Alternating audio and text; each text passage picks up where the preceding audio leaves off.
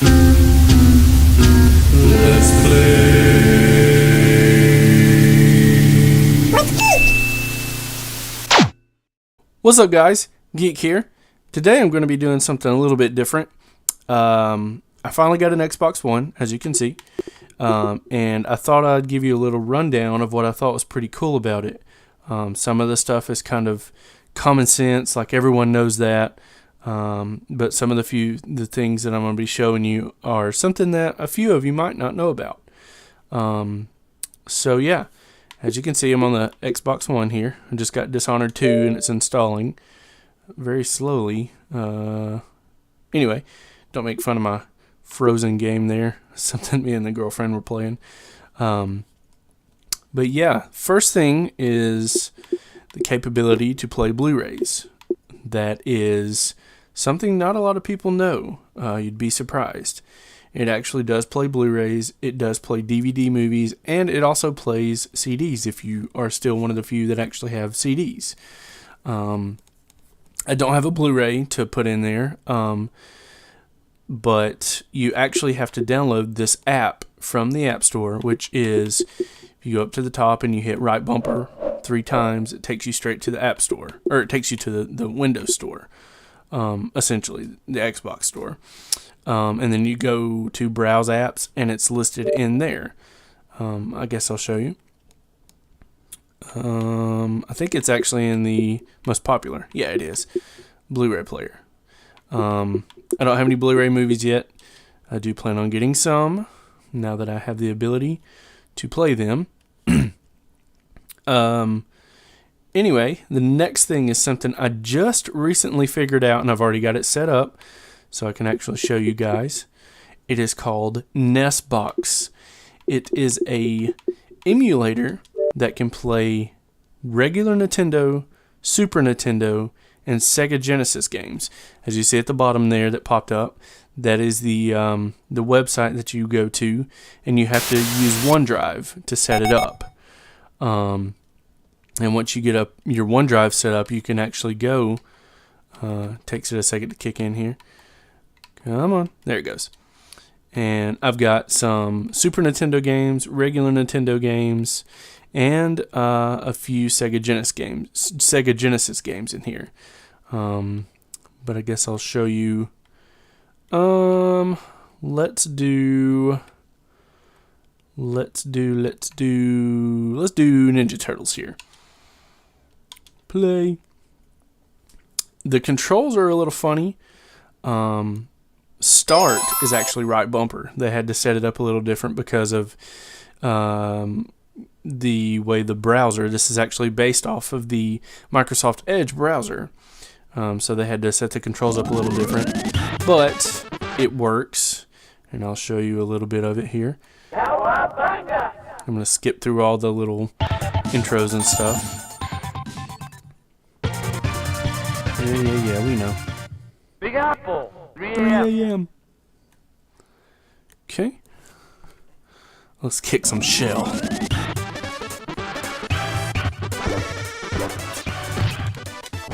Woo.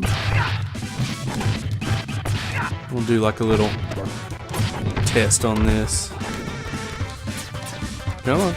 Just come here. Thank you. I actually did a small video of the Power Rangers game, back a few years ago. It's on this channel.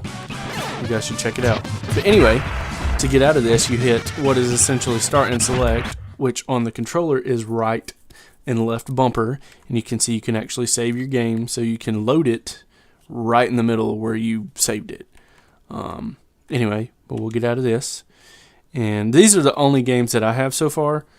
I'm not allowed to link to those because of copyright stuff, but yeah. So that is another pretty cool thing. And one quick thing is a lot of people just hit the home button to back out of their apps or their games. That actually doesn't close it. You have to hit menu and then go to quit. And that's how you close things. If you don't do that, it will start slowing your Xbox down. Next thing is Xbox 360 emulation. There are a select few, I think there's maybe like 40 titles right now from the Xbox 360 to actually play on the Xbox One. If you had Xbox Gold or Xbox Live on your Xbox 360, and you had any digital versions, those actually transfer over to the Xbox One if it's compatible titles. I'll show you. I'll run quickly through the list of games. Come on, let's go. Come on. It's running a little slow because I got that the game installing in the background. I'm just going to kind of go through the list here and let you see what all they are. If you want to pause the video, you can to see the videos. I mean, to see the games. I'm stuttering here like crazy. I'm just going to go through the list, and you can pause if you want to. So there's more than 40 titles. I was wrong. What's that? 8 per row? So that's well over probably 200 titles or more. Anyway. All right. You see the little pixelation there. That's from using the internet to update Dishonored 2 as it downloads, so it's a little stuttery. Let's see. All right, next thing is what I thought was pretty cool. It's just a simple thing. It's called Instant On, which means you go to your settings, go to power mode and startup, and you got this thing called Instant On. And it says choose Instant On to wake up, Xbox with your voice, faster startup time, which it also allows you to, what am I trying to say? Oh, right here. Keep my console games and apps up to date. It kind of puts the Xbox just into a hibernation mode, which allows it to update in the background. Any games that need updated, they'll do it overnight if they get an update, so that way you don't have to do it before you start playing. Anyway, that's Instant On.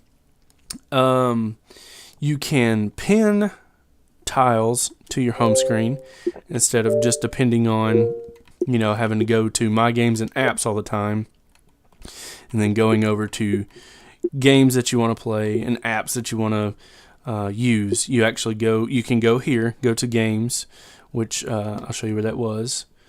That was in the top right corner, My Games and Apps. You go up to games, and to pin them to your home, you hit menu and then pin to home. You can see it says it there. I've already got it pinned, so it would be pointless. And you can do that with apps and games. Also, you can do that with, I wish I had Netflix installed. I guess I should have waited to do this video after Netflix was installed. It's queued up, but you can go into Netflix and search whatever show that you want to watch. And if it's like one of your favorites, something you're binging on, you can actually pin that to the home.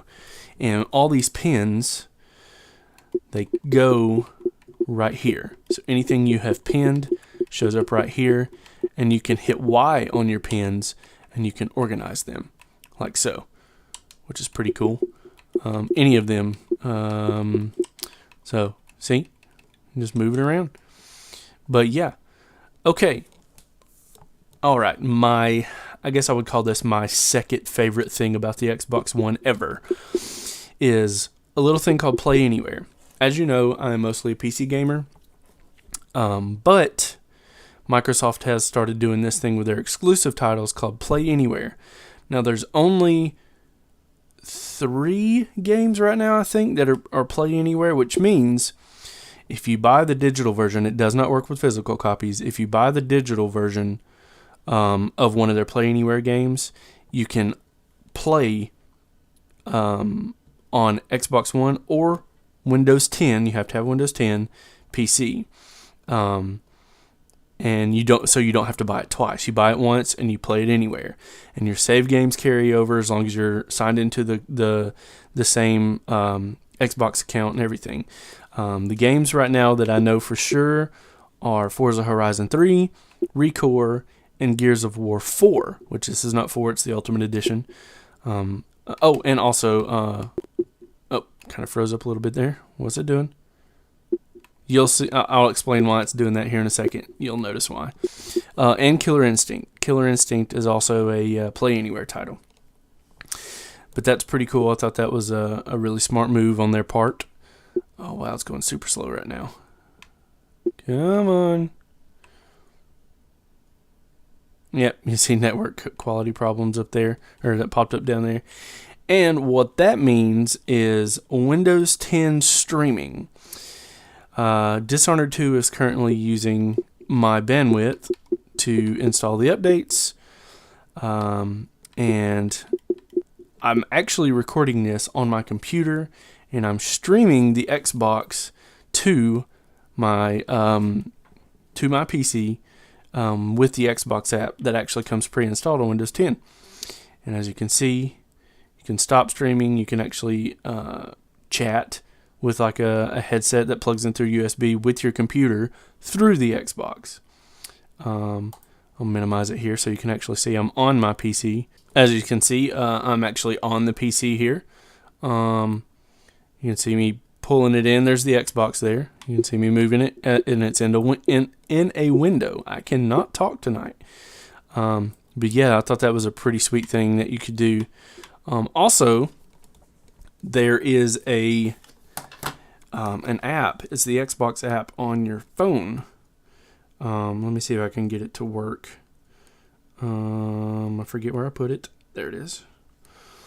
Trying to load it up here. Bear with me a second. Okay, got it loaded up here.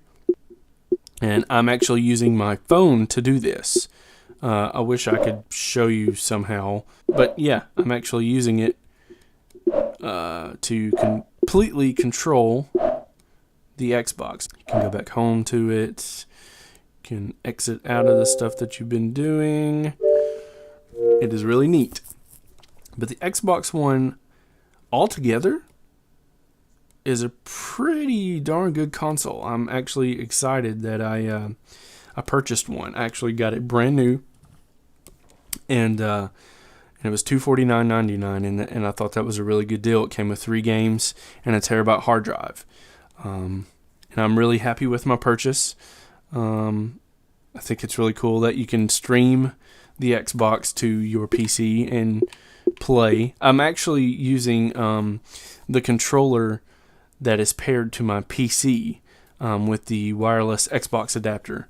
I'm not using the controller that's paired to my Xbox.